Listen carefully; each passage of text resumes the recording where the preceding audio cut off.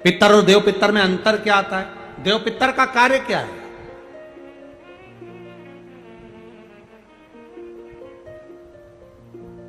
हम जब भी कोई पूजन करते हैं तो कहते हैं पितृ देवता, बोलते कि नहीं बोलते?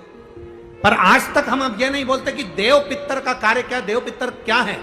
पितर देव नहीं, देव पितर का कार्य क्या है? देव पितर का एक कार्य है, परमात्मा जीव को गर्भ में धारण करा देता है, पर जो शरीर गर्भ के अंदर बच्चे का बनता है, बेटा बेटी का जो गर्भ के अंदर शरीर बनता है, वो देव पितर निर्मित करते हैं।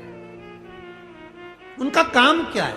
देव पितर का सबसे बड़ा कार्य है कि गर्भ में जो बच्चा है उस गर्भित बच्चे को शरीर कैसा देना, उसकी नेत्र ज्योति कम रखना है, श्रवण शक्ति कम रखना है, उसकी छाती में, उसके हृदय में, उसके दिल में छेद करना है, हड्डी को कमजोर करना है, पांव टेढ़ा करना है, हाथ टेढ़ा करना है, या उस शरीर को सही तरह से निर्मित करना। ये देव पितर का काम।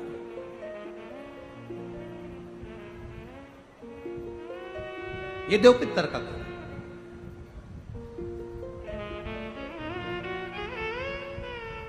एक जैसे आप लोगों के स्मरण में होगा कि श्राद्ध पक्ष के अंदर चुटकी भर आटा दरवाजे की दोनों चौखट पर डाला जाता है। किसी किसी के यहां दरवाजे पर आटे से रंगोली बनाई जाती है। कहीं देखिए आप लोगों ने कि नहीं देखी? स्मरण में होगा किसी के, दरवाजे पर आटा डाला जाता है, वो देव पितर के भाव से डाला जाता है। जिस बेटे बेटी का मंगल विवाह नहीं हो रहा हो, शुभ कार्य की सूचना नहीं आ रही हो, बहुत दिनों से एक फाइल कहीं लगी हुई है, अटकी हुई है, नहीं काम हो रहा, हम उनसे कहेंगे ये जो 16 दिन श्राद्ध के हैं, जितने दिन निकल गए निकल गए, जितने दिन बचे हैं उन दिन में आपके दरवाजे के बाहर एक चुटकी घर से आटा लाकर चौखट के इस ओर चौखट के उस ओर दोनों जगह चुटकी भर आटे को डालना प्रारंभ करो। 16 दिन श्राद्ध के पूर्ण हो। जब अमावस्या आए, किसी जलाशय, सरोवर, तालाब, बावड़ी, कुआं, उसके पास में घी का दिया लगाकर आना, बाबा से प्रार्थना कर कर आना। केवल 22 से 24 दिन निकलते हैं और घर में कोई शुभ कार्य की सूचना आना प्रारंभ हो जाती है। वो देव पितर का, वो कार्य देव पितर का। वो देव पितर किस तरह से करेगा? बेटे की शादी, बेटी की शादी, हम कहें किसी के 42 साल भी अगर उम्र हो गई है, 40 साल, 42 साल, 35 साल, 38 साल, शादी नहीं हो रही, तो कर कर देखना, एक बार बाबा से प्रार्थना कर कर देखना। देव पितर का कार्य क्या है? घर में शुभ कार्य को करवाना, घर में अच्छी चीजें लाना, गर्भ में जो बच्चा है उस बच्चे को शरीर पूरा देना, ये देव पितर का कार्य है। पितृदेव और देव पितर में बहुत अंतर है, बहुत अंतर। एक चुटकी आटा, अब तो थोड़ा सा रंगोली का काम ज्यादा हो गया, नहीं तो हमने पहले भी कथाओं में कहा है कि 3 जगह पर आटे की रंगोली काम करती है, जिसका फल 1000 गुना होता है। 3 जगह पर आटे की रंगोली काम करती है, हमने पहले भी कहा। पहला, पितरों की पूजन हो रही हो, पितरों का पाटा भरा रहा हो, पितरों के लिए जोत लग रही हो, पितरों के लिए या अन्य स्थान पर कहीं पूजन हो, तो वहां पर आटे की रंगोली काम आती है। वहां पर रंग बिरंगी या पत्थर की रंगोली नहीं, मिट्टी की रंगोली नहीं, आटे की रंगोली काम आती है। दूसरे नंबर पर, तुम्हारे घर में यज्ञ हो रहा हो, घर के बाहर यज्ञ हो रहा हो, यज्ञ चल रहा हो, उस यज्ञ में 3 परिधियां बनती हैं ब्रह्मा विष्णु महेश की। देखिए आप लोगों ने, यज्ञ कुंड जो बनाया जाता है, उस यज्ञ कुंड पर पत्थर की रंगोली नहीं, मिट्टी की रंगोली नहीं, आटे की रंगोली डलना चाहिए। ये पहले डलती थी, अब लोगों ने फैशन में दूसरी डालना प्रारंभ कर दी।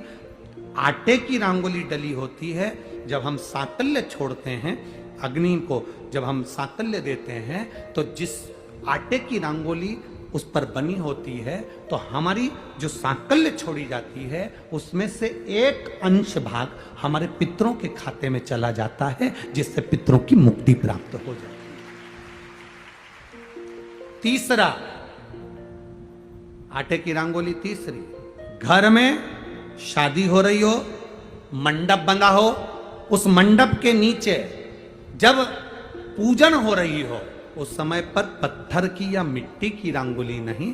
अगर पंडित पूजन करा रहे हैं या मंडप की पूजन हो रही है, जिसके नीचे लड़का लड़की की भांवर होगी, दूल्हा बैठेगा, दुल्हन बैठेगी, वहां मिट्टी की रंगोली या पत्थर की रंगोली नहीं, उस जगह पर आटे की, हल्दी की रंगोली डाली जाती। अब आपके यहाँ डालते कि नहीं डालते पता नहीं, पर हमारे यहाँ शास्त्र रीति कहती है ये 3 जगह की जो रंगोलियां हैं, ये हमको आटे की रंगोली डलने से।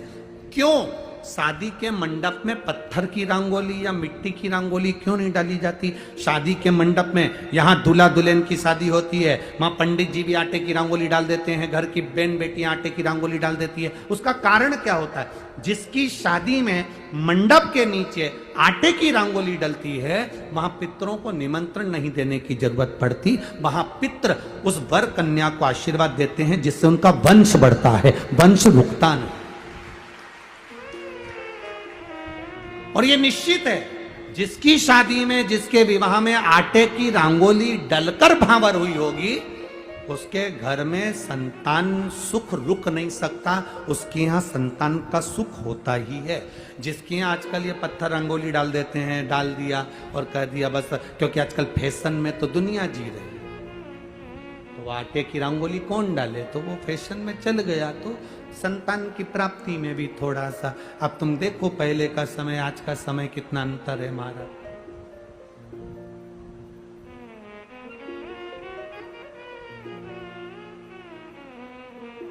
पहले के समय में संतान का सुख शादी के 1-2 साल में प्राप्त हो जाता था। आज के समय में संतान का सुख जब तक डॉक्टर के यहाँ दोनों जांच नहीं करा कर जाए, दिखा कर नहीं आ जाए। सब लोग कह रहे हैं डॉक्टर साहब जरा देखो संतान, डॉक्टर साहब बोले जांच करना पड़ेगी, बहू की भी जांच हुई, बेटे की भी जांच हुई, सब अच्छा है, उसके बाद भी संतान का सुख नहीं,